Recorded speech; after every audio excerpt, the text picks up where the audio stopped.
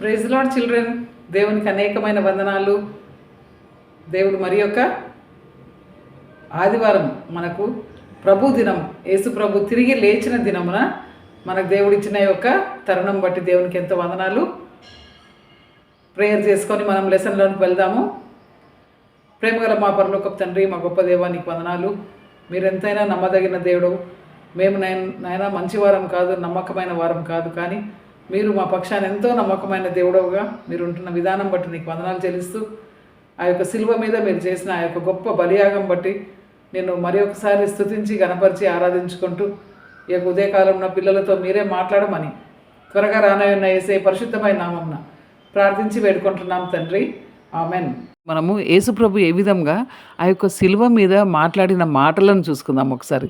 పిల్లలు అది కూడా మనకు తెలుసుకొని ఉండాలి కదా. మీరు మరి 7 words ఆఫ్ జీసస్ అని 2 days బ్యాక్ గుడ్ ఫ్రైడే రోజు అన్ని చర్చెస్లలో మరి టెంట్స్ వేసి ఉంటాయి, మరి చర్చెస్ అన్నీ నిండిపోయి ఉంటాయి అన్నమాట.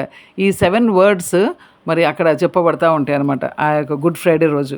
మరి మనము ఈ యొక్క విషయాలను మనం చూసుకుందాము. 7 words ఏం మాట్లాడిండు యేసుప్రభు ఆ యొక్క సిలువ దగ్గరికి వెళ్ళకముందు ఆయన ప్రేయర్ చేసిండు అని మనం చూసుకుంటున్నాం కదా. ఆయన ప్రార్థన చేసినప్పుడు అంట మనకు లూకా సువార్త 22వ అధ్యాయంలో మనకు అనిపిస్తూ ఉంటుంది ఏ విధంగా యేసుప్రభు ప్రేయర్ చేసినప్పుడు ఆయన యొక్క స్వెట్ అంట మరి ఒక గ్రేట్ డ్రాప్స్ ఆఫ్ బ్లడ్గా పడిపోయినాయి అంట కింద. అంతగా హీ వాజ్ ఇన్ యాగనీ అనమాట. ఈ లోకమంతటి పాపము నా మీద పడుతుంది. యేసుప్రభు ఎవరు పిల్లలు?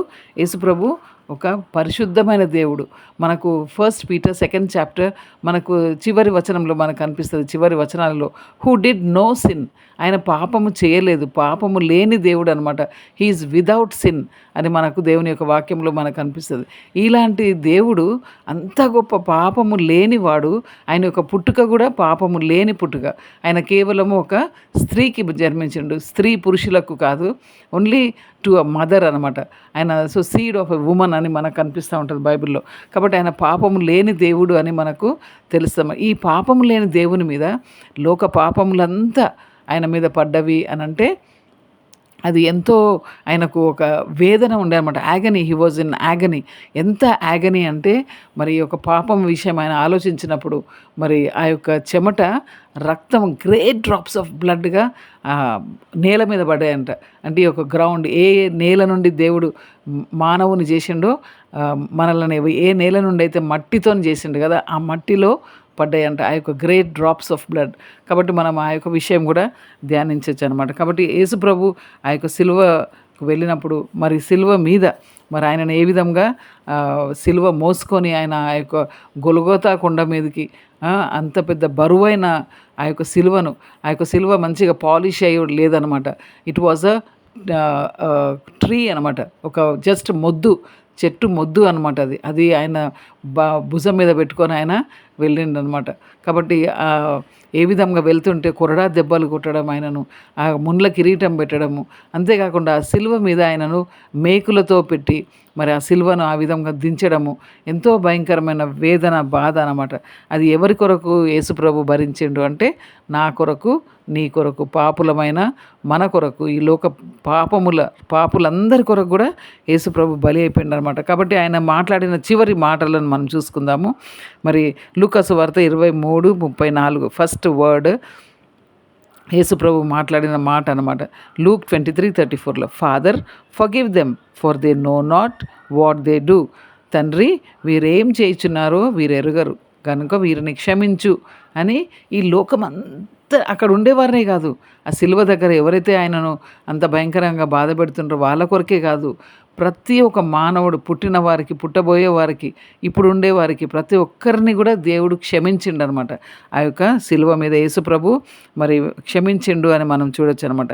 సెకండ్ వర్డ్ మనకు లూక్ 23:43లో కనిపిస్తుంది. అక్కడ ఆ దొంగతో అంటాడనమాట, ఆయన రైట్ హ్యాండ్ వైపు ఉన్న దొంగతోని అంటాడనమాట. ఆ దొంగ ఆయన దేవుడు అని తెలుసుకున్నాడు అనమాట. మరి మనకు ఆ యొక్క విషయాలు మనము డీటెయిల్గా మనం చూసుకోవచ్చు బైబిల్లో 23rd chapterలో లూక్ 23లో.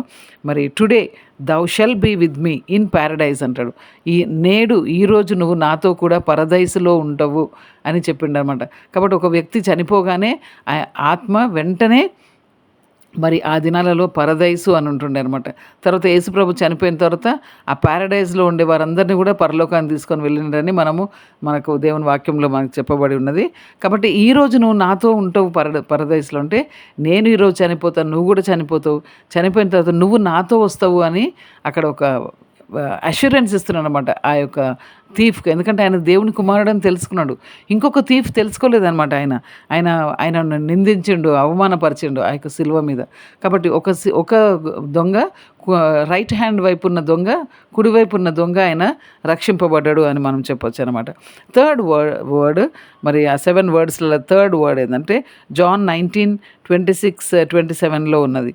మరి ఉమన్ బిహోల్డ్ దై సన్ అంటాడనమాట. తర్వాత బిహోల్డ్ యువర్ దై మదర్ అని కూడా చెప్తాడనమాట. అక్కడ యేసుప్రభు మరి ఆయన తల్లి అక్కడ ఉందన్నమాట, మేరీ అక్కడ ఉన్నది. అంతేకాకుండా ఆయన ప్రియుడైన శిష్యుడు అనమాట అపోస్తలుడు జాన్ ది అపోజల్, ఎవరైతే జాన్స్ గాస్పుల్ రాసిండు.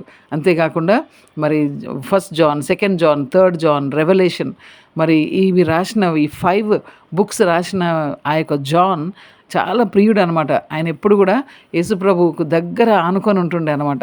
మరి ఆ జాన్ అక్కడ నిలబడ్డాడు. సో జాన్ చేతికి ఆయన యొక్క తల్లిని అప్పగించిండు. సో అక్కడ మనకు తెలుస్తుంది ఏ విధంగా ఆయన తల్లిని ఆయన ఏ విధంగా ఆయన గుర్తుపెట్టుకున్నాడు అనమాట అక్కడ.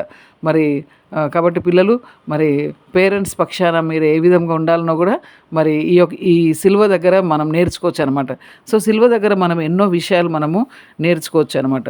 సో ఫోర్త్ విషయం మరి ఏంటంటే ఫోర్త్ వర్డ్ యేసుప్రభు మాట్లాడిన మాట మనకు మాథ్యూ 27:46లో, మార్క్ 15:34లో, మరి అంతేకాకుండా సామ్స్ 22:1లో కూడా మనకు కనిపిస్తూ ఉంటుంది. అది my God why has thou forsaken me, నా దేవా నన్నేల విడిచితివి అని అక్కడ కేకేస్తాడు అనమాట. ఆ యొక్క అంటే పాపమును బట్టి దేవుడు ఆయనను వదిలేసి, అంటే తండ్రి అయిన దేవునికి, కుమారుడైన దేవునికి అక్కడ ఒక గ్యాప్ వచ్చిందనమాట. సో అక్కడ ఆ విధంగా మరి కేకేసాడు అనమాట, నా దేవా నన్నేల విడిచితివి అని మనం అక్కడ చూడొచ్చు అనమాట. కాబట్టి మరి ఫిఫ్త్ వర్డ్ ఏంటంటే జాన్ 19:28లో ఉన్నది మనకు. అది ఐ థర్స్ట్ అంటాడు అనమాట, నాకు దాహం ఉన్నది అనే మాట యేసుప్రభు చెప్తాడు. ఆయన దాహము అనగానే ఏమిస్తాడు, చేదు చిరక నోట్లో పెడతారు కదా, ఎంతగా ఆయన వేదన పొందిండు చూడండి. మరి ఆయనకు ఏమి దాహం ఉంది అంటే సోల్స్ యొక్క దాహం అనమాట. ఎంతమంది నశించి నరకానికి పోతున్నారు, ఆ యొక్క దాహం వాళ్ళందరిని రక్షించుకోవాలా అనే దాహం యేసుప్రభుకు ఉన్నదనమాట. ఆయన యొక్క ఆకలి, ఆయన యొక్క దాహం ఏంటంటే ఒక వ్యక్తి రక్షింపబడాలా, మనం రక్షింపబడాలా అని యేసుప్రభు యొక్క దాహం అనమాట. సో అది సిలువ మీద మనకు అది కనిపిస్తుంది. మరి అంతేకాకుండా 6th వర్డ్ 6వ మాట ఇట్ ఈస్ ఫినిష్డ్ అంటాడు అనమాట. జాన్ 19:30లో మనకు కనిపిస్తుంది. ఇది సమాప్తమాయను అంటాడనమాట. ఆయన ఏ కార్యం కొరకని ఈ లోకానికి వచ్చిండో, యేసుప్రభు మానవులను రక్షించడానికి వచ్చిండు కదా. మరి గుడ్ ఫ్రైడే రోజు యేసుప్రభు చనిపోయిండు అని మరి క్రైస్తవ లోకమంతా ఆచరిస్తూ ఉన్నారన్నమాట. క్యాథలిక్స్ అనేవారు అది ఆ విధంగా ఆ యొక్క డేట్, ఆ యొక్క విషయము చేసిండ్రు అనమాట, గుడ్ ఫ్రైడే అని, ఈస్టర్ అని. ఓకే, మరి మనము దానిలోనికి వెళ్ళకుండా, ఎందుకంటే మనం ఒకసారి మత్తయి సువార్త 12వ అధ్యాయము 40వ వచనంలో చూస్తే యేసుప్రభు మరి ఏ విధంగా యోనా మరి ఈ చేప కడుపులో 3 days 3 nights ఉండెను, అదేవిధంగా మనుష్య కుమారుడు యేసుప్రభు కూడా మరి భూగర్భంలో మరి 3 days 3 nights ఉంటాడు అని మరి దేవుని వాక్యంలో రాయబడ్డది. మరి ఆ ప్రకారంగా చూస్తే మనకు గుడ్ ఫ్రైడే అని అనుకుంటే మనకు ఆ 3 days 3 nights మనకు రావు, కానీ మనము దానిలోనికి వెళ్ళము మనము. కానీ యేసు ప్రభు ఏ విధంగా మరి సిలువ మీద ఆ యొక్క సిలువ త్యాగమును గురించి, సిలువ మరి ఆ యొక్క బలియాగము గురించి మనం ఈరోజు మనం చూసుకుందాం కొన్ని విషయాలు పిల్లలు. మరి యేసు ప్రభు మరి ఆ యొక్క సిలువకు వెళ్ళకముందు మరి ఆ యొక్క ఆయనతో ఉండే వారి కొరకని ఎంతో ప్రార్థించిండు. మనకు అది యోహాను సువార్త 17వ అధ్యాయంలో మనకు అనిపిస్తుంది. మరి ఆయన యొక్క బిడ్డల కొరకని ఆయన ఎంతగానో ప్రార్థించిండు అనమాట. తర్వాత ఆయన శిష్యులను తీసుకొని ఆ యొక్క కిద్రోను ఆ యొక్క వాగు దగ్గరికి వెళ్తాడనమాట. అక్కడ ప్రార్థించడానికి, అక్కడ దేవునితో స్పెండ్ చేయడానికి వెళ్తాడనమాట. అప్పుడు అక్కడికి వెళ్ళినప్పుడు యూదా ఇస్కరియోతు మరి కొంతమందితో మరి అక్కడికి వచ్చి యేసుప్రభుని పట్టుకోవడానికి వస్తారనమాట. అప్పుడు యేసుప్రభు వాళ్ళని అడుగుతాడు, మీరు ఎవరి కొరకు వెతుకుతున్నారు అని అడుగుతాడు. అడిగితే జీసస్ ఆఫ్ నజరేయుడైన యేసు కొరకని వెతుకుతున్నాము అని అన్నప్పుడు యేసుప్రభు ఏమన్నాడంటే, ఐ యామ్ హీ, నేనే ఆయనను అని అనగానే వాళ్ళందరంట వెనక్కి పడిపోయినరంట. మరి పిల్లలు మీకు గుర్తొచ్చిందా? ఐ యామ్ అనే మాట యేసుప్రభు అన్నాడు అంటే అది మనకు బైబిల్లో ఎక్కడ కనిపిస్తుంది మనకు తెలుసు కదా. మరి ఎక్సోడస్ 3rd చాప్టర్, మరి నిర్గమకాండం 3వ అధ్యాయంలో ఎప్పుడైతే మోషే ఆ యొక్క బర్నింగ్ బుష్ అంటే ఆ యొక్క మండుచున్న పొద దగ్గర ఉన్నప్పుడు మరి ఫరో రాజు దగ్గరికి వెళ్ళాల, నువ్వు నా ప్రజలైన ఇశ్రాయేలును మరి ఆ యొక్క బానిసత్వం బాండేజ్ నుండి వదిలియాల మరి, కాబట్టి నువ్వు వెళ్ళాలా అని అన్నప్పుడు మరి మోషే అంటాడు, మరి ఆయన అడుగుతాడు కదా ఎవరు నేను పంపినరు అని అన్నప్పుడు అక్కడ దేవుడు చెప్తాడు కదా, ఆ యొక్క పొద నుండి చెప్తాడు కదా, బర్నింగ్ బుష్ నుండి ఏం చెప్తాడు, ఐ యామ్ అనేటి ఆయన పంపిండు అని చెప్పినప్పుడు మరి అదే సేమ్ ఐ యామ్ అని అన్నప్పుడు ఇక్కడ మరి వాళ్ళు వెనక్కి పడిపోయినారంట. ఐ యామ్ అంటే ఎవరు అంటే దేవుడు అనమాట. ఈ సర్వలోకమును సృష్టించిన సృష్టికర్త అనమాట. దేవుడు అంటే ఎంతో గొప్ప విషయం అనమాట. కాబట్టి నేను దేవుణ్ణి అని చెప్పినప్పుడు వాళ్ళందరూ కూడా వెనక్కి పడిపోయినారు. ఆ యొక్క మాటలో ఉండే ఆ యొక్క శక్తి మనం చూడొచ్చు అనమాట. కాబట్టి పిల్లలు మరి అంత దేవాది దేవుడు మరి ఆ యొక్క సిలువ మీద వ్రేలాడడం మనము ఈరోజు చూసాం. ఆ సిలువ మీద ఆయన ఏమి చెప్పిండు, ఏం చేసిండు, ఆ సిలువ మీద ఆ యొక్క సిలువ యొక్క విషయము కేవలము మరి గుడ్ ఫ్రైడే అని, లెంట్ డేస్ అని మరి ఆచరించడం కాదు. Every day cross should be a part of our life. సిలువ అనేది మన యొక్క జీవితంలో ఒక భాగమై ఉండాలన్నమాట. యేసుప్రభు సిలువ మీద ఎందుకని వెళ్ళిండనమాట. కాబట్టి మనము మరి జెనసిస్ 3rd చాప్టర్ వచ్చినప్పుడు అక్కడ చూసినాం మనం ఏ విధంగా మరి ఆదాము హవ్వ వాళ్ళు పాపం చేసినప్పుడు 2nd చాప్టర్ 3rd చాప్టర్లలో చూస్తూ ఉంటాం. ఏ విధంగా ఆదాము హవ్వ పాపం చేసినప్పుడు ఏ విధంగా అక్కడ బలి అర్పించబడ్డదనమాట, ఒక గొర్రె పిల్లను వధించబడ్డదనమాట, వారి యొక్క పాపముల యొక్క మన్నింపు. కాబట్టి మనకు బైబిల్ అంతటి లోపల మనకు అనిపిస్తుంది మరి మన పాపముల క్షమాపణ కొరకని రక్తము చిందింపబడాలా అనే విషయం మనకు కనిపిస్తూ ఉంటుంది అనమాట. కాబట్టి యేసుప్రభు మరి యోహాను సువార్త 1వ అధ్యాయము మరి 29వ వచనం జాన్ 1:29 ప్రకారం మనం చూస్తే మరి అక్కడ జాన్ ద బ్యాప్టిస్ట్ చెప్తాడనమాట. యేసుప్రభుని ఇంట్రొడ్యూస్ చేస్తాడు. అక్కడ ఉండే వారికి ఇంట్రొడ్యూస్ చేస్తాడు.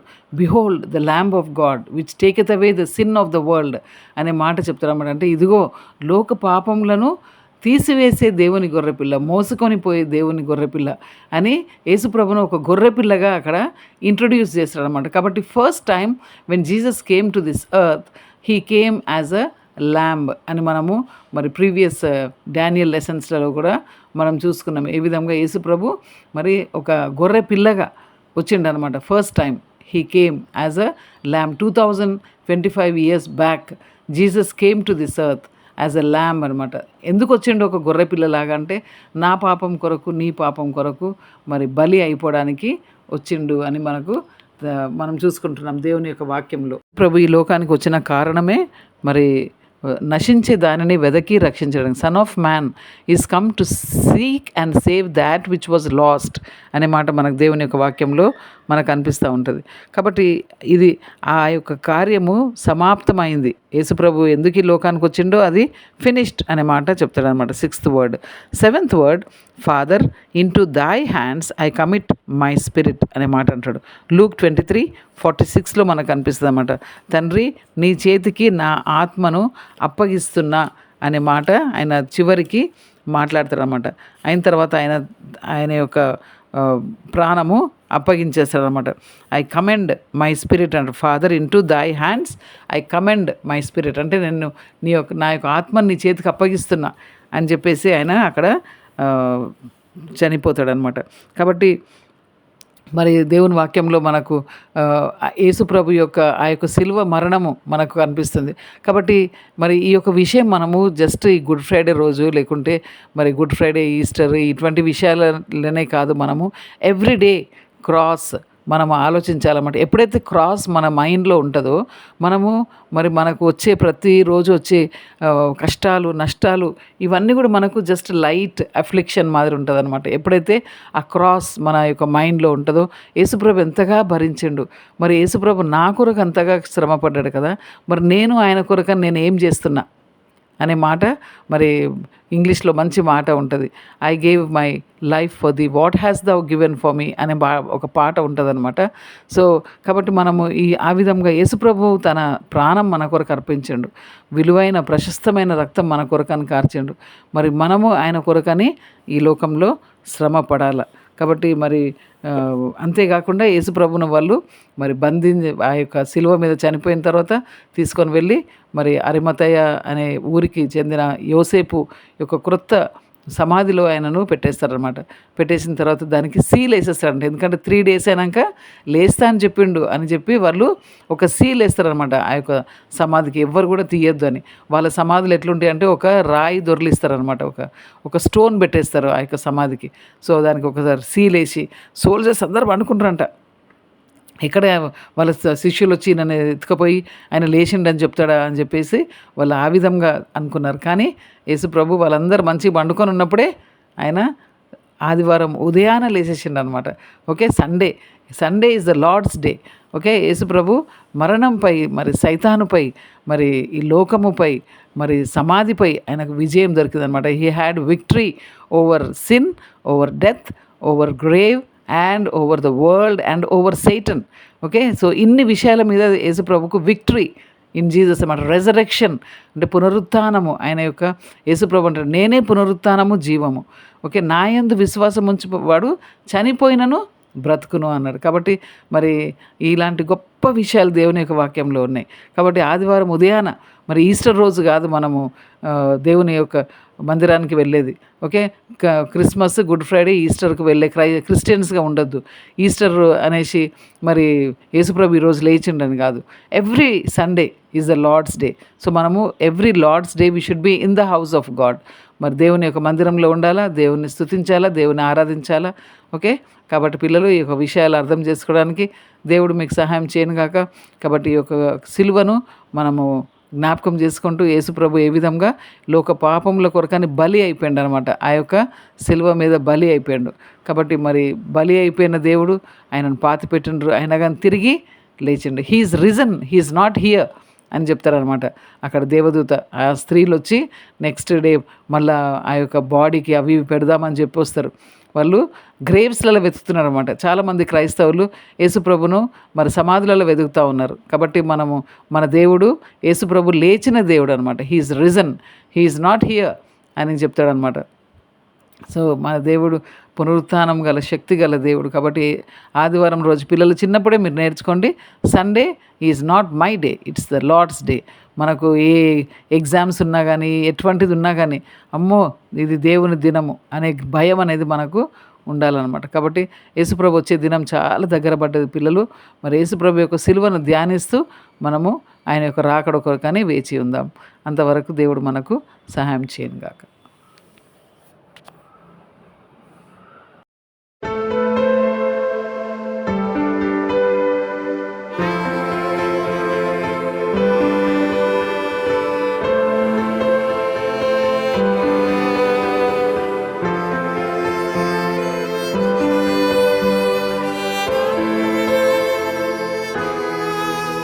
For a long time now, his story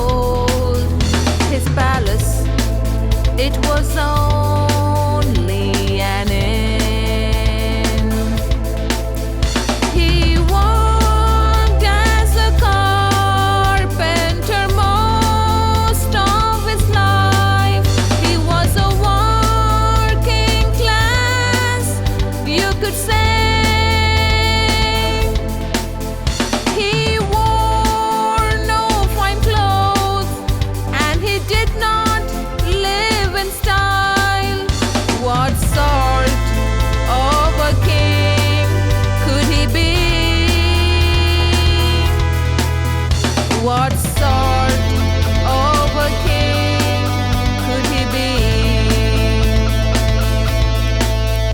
Yet he died on the cross.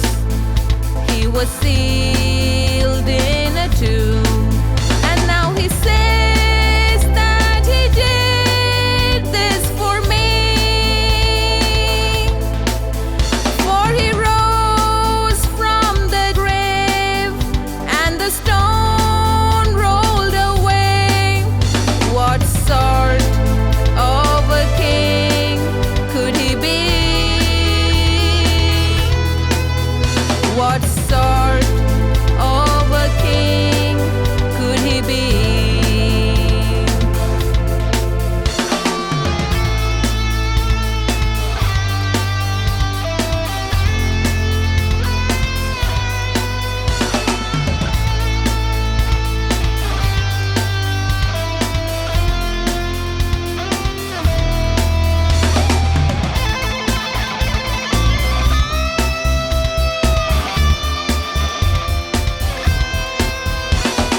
Down through the years, as the story is told, a question that cannot be denied. How could this man, who was born to be king, be nailed to the cross, crucified? How could his followers leave him to die a death of such agony? His only crown, it was a crown of thorns. What sort of a king could he be? What sort of a king could he be? Yet he died on the cross. He was sealed in a tomb, and now he says that he did this for me. For he rose from the grave, and the stone rolled away. What sort of a king could he be? He is the King of Kings. He is the King of Kings. పిల్లలు, ఈరోజు మనం మన యేసు ప్రభు యొక్క సిలువ కార్యం, యేసు ప్రభు ఏ విధంగా సిలువ మీద మన కొరకని ఒక సాక్రిఫైస్ చేయబడ్డాడో మనం చూసుకున్నాం. The creator of the whole world was sacrificed on the cross. ఈ యొక్క లోక సృష్టికర్త ఆ యొక్క సిలువ మీద బలి అయిపోయాడు అనే విషయాన్ని మనం చూసుకున్నాం. సో ఎప్పుడైతే లోక సృష్టికర్త ఆ విధంగా సిలువ వేయబడ్డాడో అప్పుడు సృష్టి అంతా కూడా ఎంతో బాధపడ్డదంట. The creation groaned when the creator of the world was crucified. Okay పిల్లలు, మరి మనం చూడొచ్చు అనమాట బైబిల్లో. మీరు నేను చెప్పినాను కదా, లాస్ట్ చాప్టర్స్ ఆఫ్ 4 గాస్పుల్స్ మీరు చదివితే మీకు తెలుస్తుంది. యేసుప్రభు చనిపోయినప్పుడు మరి 3 o'clock, it was afternoon 3 o'clock. So మధ్యాహ్నం 3 గంటలకు ఆ యొక్క ప్రదేశం అంతా కూడా చీకటి అయిపోయిందంట. Darkness covered the earth. ఆ దినంన ఎందుకంటే లోక సృష్టికర్త చనిపోయిండు. ఓకే, అంతేకాకుండా ఎర్త్ క్వేక్ వచ్చిందంట. అక్కడ బండలు బ్రద్దలైపోయినాయి అనమాట. యేసుప్రభు ఈ యొక్క లోక సృష్టికర్త చనిపోయినప్పుడు బండలు బ్రద్దలైపోయినాయి. ఆయన యొక్క ప్రాణం ఎప్పుడైతే దేవునికి అప్పగించిండో. ఓకే పిల్లలు, సో అంతేకాకుండా ఆయన చనిపోయిన తర్వాత ఆయన తిరిగి లేచినాక అక్కడ ఆ యొక్క విషయాలు విన్నప్పుడు మనుషులు అక్కడ ఉండే ఎంతో కఠినులు కూడా మారిపోయినారు అనమాట. వాళ్ళ యొక్క బండ హృదయాలు మారిపోయినాయి అని కూడా మనము చూడొచ్చు అనమాట దేవుని యొక్క వాక్యంలో. అంతేకాకుండా యేసుప్రభు ఆ యొక్క శిలువ మీద చనిపోయిండు అంటే he paid the penalty of our sin. మన యొక్క పాపం యొక్క శిక్ష ఆయన భరించిండు అనమాట. మనకు పాపం యొక్క శిక్ష నరకం, ఆ నరకం నుండి తప్పించడానికి యేసుప్రభు శిలువ మీద చనిపోయిండు. సో ఇప్పుడు మనం ఏం చేయాలి పిల్లలు? యేసుప్రభు అన్నాడు, తండ్రి మీరు ఏం చేయించున్నారో మీరు ఎరగరు కనుక మీరు క్షమించు అని అన్నాడు కదా. కాబట్టి దేవుడు మనల్ని క్షమించిండు. ఇప్పుడు ఆ యొక్క క్షమాపణను మనము we have to trust Jesus that he died for my sin. నేను పాపిని అని తెలుసుకున్నప్పుడు నాలో రిపెంటెన్స్, మారు మనసు, పశ్చాత్తాపము అనేది మనకు వస్తుందన్నమాట. సో మనం యేసుప్రభుని నమ్ముకోవాలి. నా పాపం కొరకు యేసుప్రభు చనిపోయిండు, పాత పెట్టబడి తిరిగి లేచిండు అన్నప్పుడు మనకు ఆ యొక్క గొప్ప రక్షణ వస్తుందన్నమాట. లేకుంటే యేసుప్రభు శిలువ మీద చనిపోయి వేస్ట్ అయిపోతుంది ఒకవేళ మనం యేసుప్రభువును నమ్ముకోకుంటే. కాబట్టి పిల్లలు యేసుప్రభును ఇదే క్షణం నమ్ముకోండి. Today is the day of salvation. నేడే రక్షణ దినము అని ఉన్నది. కాబట్టి యేసుప్రభుని నమ్ముకొని యేసుప్రభు కొరకని జీవిస్తాం.